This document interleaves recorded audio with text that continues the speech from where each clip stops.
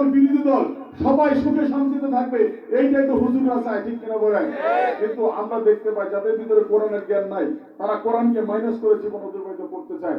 তাদের কাছে আমাদের আহ্বান, কোরআন নাজিলের মাসে আপনাদের কাছে আহ্বান, ভাই কোরআন আপনাদের জন্য নাজিল হয়েছে, কোরআন আপনাদেরও পাঠ করা ফরজ, কোরআনের ইলম অর্জন করা আপনাদের জন্য ফরজ, শুধু আমাদের জন্য কোরআনের জ্ঞান অর্জন করা ফরজ না, ঠিক কিনা বলেন?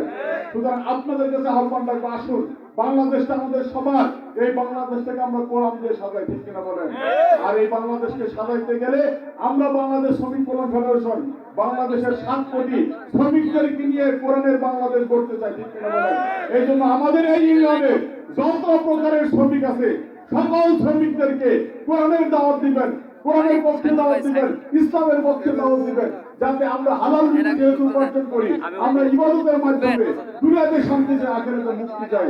পরিশেষে আজকে আপনারা কষ্ট করে এসেছেন, আপনারা ইনকাম ছেড়ে আজকের এই ইফতার মাহফিলে আপনারা সাড়া দিয়েছেন, এই জন্য বাংলাদেশ শ্রমিক কল্যাণ ফেডারেশন পঞ্চগড় জেলা এবং উপজেলার পক্ষ থেকে ধন্যবাদ জানিয়ে আপনাদের জন্য দোয়া করে আপনাদের কাছে দোয়া চেয়ে কথা শেষ করছি।